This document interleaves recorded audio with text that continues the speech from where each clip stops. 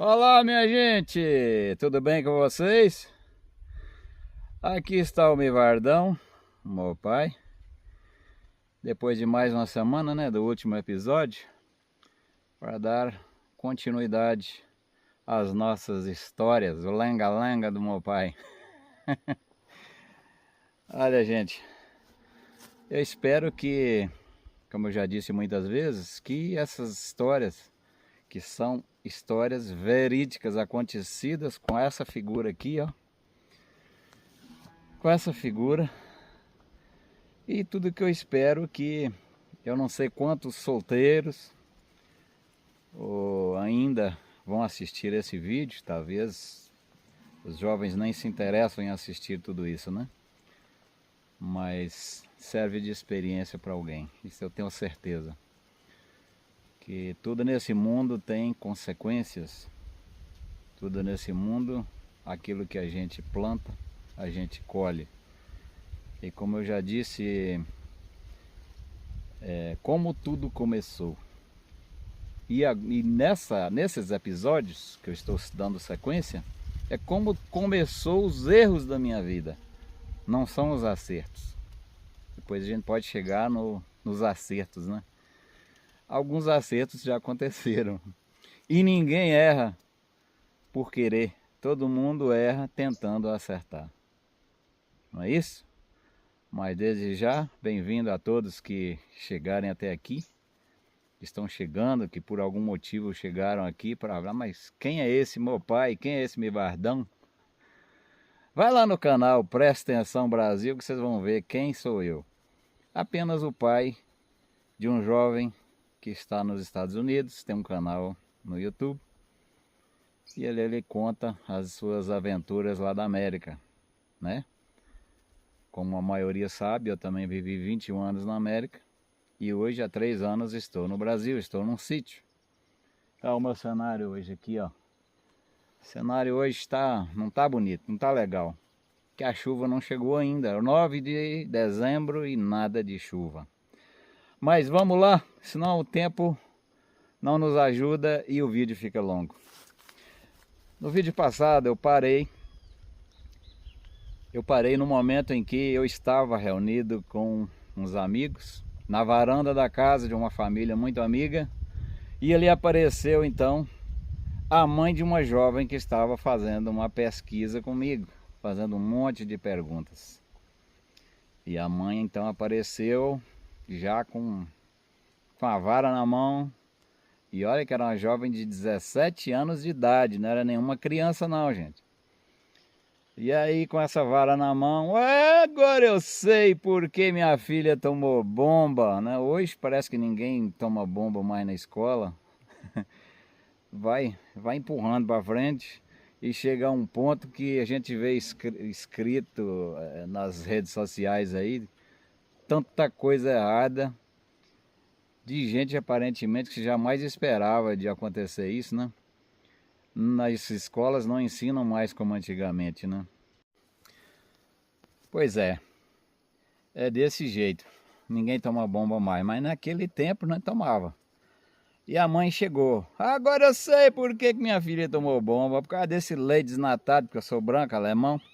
Esse leite desnatado, esse branquelo, esse não sei o que tá fazendo minha filha tomar bomba. Eu não tinha culpa nenhuma no pedaço. Primeira vez que eu parei para conversar com essa jovem. Nossa simplicidade e inocência, né? Eu estava com 18 anos. 18 anos? Não, 19 anos. Eu estava com 19 anos e ela com 17 anos.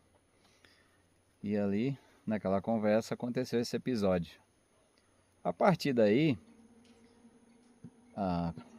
a mãe pegou a filha, levou embora. E eu confesso para vocês que a dona da casa, né, a minha segunda mãe, ficou sem saber onde colocava a cara. Todo mundo envergonhado, todo mundo assim, insatisfeito com aquela cena, com aquilo que acabou de acontecer, sem entender nada, porque sabiam que eu não tinha culpa de nada. E todo mundo falou assim, essa mulher é louca, essa mulher é doida. E naquele tempo, Era... Olha, gente, a vida passa depressa demais, né? Eu tinha acabado de comprar um toca-fitas, ó, desse tamanho assim. Parecia uma caixa de sapato, mas pequena. Um toca-fita. Nesse toca-fita a gente gravava, né? Era interessante ouvir a voz da gente, ouvir a voz de alguém da família, de um amigo, era novidade. A gente gravava, escutava. E eu com aquilo debaixo do braço. Onde é que eu ia, eu tava com aquilo debaixo do braço. Aí saí eu e mais o meu amigo Moisés, mecânico, já aposentado hoje. Ele tá fazendo uns videozinhos legal no TikTok. Uma hora eu vou colocar aí para vocês assistirem aí, vocês, quem sabe vocês gostam aí de assistir os videozinhos dele, né? Mora aqui na minha cidade vizinha aqui, Tambacuri. E aí saí com ele pela rua conversando, mas como é que pode? Por que aconteceu isso? Quem é que vai entender? Por quê? Por quê? Por quê? Por quê? E as horas se passaram. Quando estava a entardecer, que nós voltamos, a mãe dele já estava no portão. Mivade, Mivade! Depressa, Mivade, vai lá no fundo do quintal que tem alguém te esperando lá querendo falar com você. Eu já imaginei quem podia ser, né? A jovem foi no quintal de um vizinho e que fazia fundos com essa casa e estava lá em cima do muro me esperando. E chegou lá para me pedir perdão, pedir desculpa, porque a mãe era louca, que eu não devia nada com aquilo, não tinha motivo para aquilo, e que pelo vexame que passou, aquela situação toda. E resumindo, ali começou então um diálogo mais aprofundado, e ali começou um namoro, mas um namoro de pirraça, né? Eu, comigo mesmo, eu pensava, mas por que que eu não posso namorar essa... Por que que eu não posso namorar? Nem pensava em namorar. Por que que eu não posso falar com essa pessoa, com essa jovem? Eu não sou nenhum bicho. Eu sou um ser humano normal, trabalhador. Saí da escola aos 13 anos de idade, fui trabalhar com meu pai, trabalhar duro, pesado. Naquele tempo era um Chevrolet e a gente carregava entre 8 a 10, 12 viagens de terra, areia, brita, tudo na pá. Carregava na pá e descarregava na pá. Esse era o meu trabalho. Às vezes ia buscar madeira, naquele tempo era permitida, né? Tinha fartura. Madeira em tora, e olha que era tora mesmo, madeira nativa. Não tinha motosserra não, gente, também não. Para derrubar era um machado e depois um traçador, que um pega de um lado, outro pega do outro, e chap, chap, chap, chap, serrando a madeira, que levava almoço, levava o café da tarde, num litro de vidro. E na tampa, quem conheceu o macarrão Mara, quem é desse tempo conheceu o macarrão Mara, fazia uma rolha com... Macarrão era um cartucho, assim, um tubo assim, né? Fazia uma rolha, era a tampa, então a gente tomava o café frio, não tinha garrafa térmica. Essa era a nossa vida, muito trabalho, muita luta. E então eu considerava assim, por que que eu não posso falar? Porque eu não sou nenhum bicho. E olha gente, há pouco tempo antes disso, aconteceu algo também que eu não posso deixar, não posso pular.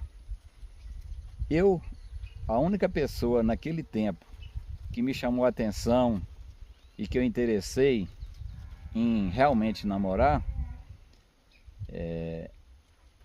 um dia eu fui na casa dela, eles tinham um supermercado em Teoflotone, cidade vizinha, e eu fui visitar ali, estava a trabalho, aí eu estava com 18 anos. Então foi um pouco antes, que nessa cena que aconteceu com a mãe dessa jovem que me xingou, eu tinha um ano menos. Então essa outra, ela sabia que eu tinha interesse por ela e tudo mais. E assim que eu consegui tirar a carteira de motorista, fui trabalhar com um cidadão aqui da minha cidade, fazendo entregas, mercadoria de supermercado. E quando eu chegar no supermercado que eles tinham, ela falou assim no caixa, perto de mim e desse cidadão lá que eu trabalhava para ele, né? Aí já não tava com meu pai não. já é outra história. Aí ela disse assim, que ela, do nada ela disse assim, ela se expressou assim, que ela preferiria namorar ou casar com um pobre com diploma na mão do que um rico fazendeiro. E meu pai, na época, era, vamos dizer, fazendeiro, tinha fazenda, era mais motorista, né? Vivia do caminhão. Mas ela se expressou assim e nunca mais eu pisei nesse supermercado. Eu me senti humilhado, porque eu tinha saído da escola para trabalhar com meu pai. E uma coisa que eu sempre ouvi do meu pai dizia assim, olha, esse mundo é composto. E eu não culpo meu pai por isso, não. Eu não tenho arrependimento porque eu não estudei. Porque, graças a Deus, Deus me fez gente. Deus me fez um homem de coragem para trabalhar, enfrentar qualquer coisa nessa terra. E como eu disse, sempre meu pai dizia assim, que a gente precisa ter sangue nas veias. Isso significa que você vai à luta, não importa, custe o que custar. E quando cai um objeto no chão, você está perto de alguém, você não vai esperar alguém pedir para você pegar aquilo. Você espontaneamente você vai ali, pega, entrega para a pessoa. Isso é muitas coisas que fazem sentido, é isso, de ter sangue na veia. Você está entendendo o que eu estou dizendo? Eu me senti humilhado. Agora então, quando voltando ao caso, que a mãe dessa jovem me humilhou mais uma vez, com um branquelo, o leite desnatado. Por que não podia namorar a filha dela? Eu me senti, sei lá, não sei explicar para vocês não, mas não foi legal não. Então aí começou a gente encontrar e demorar mais nas conversas, e a conversa sempre girava em torno daquilo que aconteceu com a mãe. E o tempo foi passando e realmente aí começou o namoro, mas foi um namoro de pirraça. Tanto da minha parte como da parte dela, porque ela também pensava da mesma forma, ela pensava assim, não há motivo para minha mãe ter feito o que ela fez, ou te ignorar, ou falar mal de você. Porque você é uma pessoa do trabalho, uma pessoa honesta, família boa e tudo mais. O pai dava todo o apoio, me conhecia. E sei que aí começou então um namoro de pirraça. E aconteceu algo que aí volta ao assunto do toca-fita que eu carregava, que nesse toca-fita, na minha ausência, eu deixava ele com esse Moisés, com o Binha, que é o Fábio, e eles diversas vezes perguntavam para ela, e olha, e aí já foi passando o tempo, né? Foram 1 ano e 8 meses de namoro com essa jovem. 1 ano e 8 meses, não foi assim tão rápido, né? Deu para examinar perfeitamente onde é que eu estava embarcando. Gente, eu não posso relatar tudo, uma que o tempo não dá. E outra que aparentemente parece que eu vou... não tem palavras, eu vou rebaixar alguém, uma família, ou expor ali os defeitos. Meu objetivo não é esse. Mas eu assisti muitas cenas em casa que não eram boas. Por exemplo, o pobre do meu ex-sogro, ele trabalhava fazendo tijolos, olaria, tijolos na mão, com uma forma, amassava o barro nos buracos, o nome já falava olaria, que não é uma cerâmica feita na maquinária, no maromba, essas coisas assim. E ele lutava com essa olaria para fazer tijolos, umas caeiras, fazia aquilo enorme, grande. Cada caeira dessa tinha ali 20, 30 mil tijolos, tijolinho, aqueles tijolinhos pequenos assim, ó, mais ou menos assim, maciço, né? E que usava lenha para queimar aquela caeira, chamada caeira, para queimar aqueles tijolos. Era uma luta muito grande. E muitas vezes eu assistia o pobre coitado vendendo preço de custo para fazer dinheiro para pagar os seus camaradas, seus funcionários, e trazer a feira para dentro de casa. E quando chegava, a sua companheira, essa que me xingou, gritava, dando escândalo na rua: eu não sou porca para comer esse feijão, esse arroz, e jogava no quintal para as galinhas. Isso eram cenas que a gente olhava assim, como explicar, né? Cada macaco no seu galho. Mas era desajuste mesmo, desajuste no relacionamento. E infelizmente, às vezes filhos que nascem num relacionamento assim, acabam se atrapalhando e colhendo as consequências, né? E finalizando, fechando com, entre aspas, os episódios ruins que aconteceram,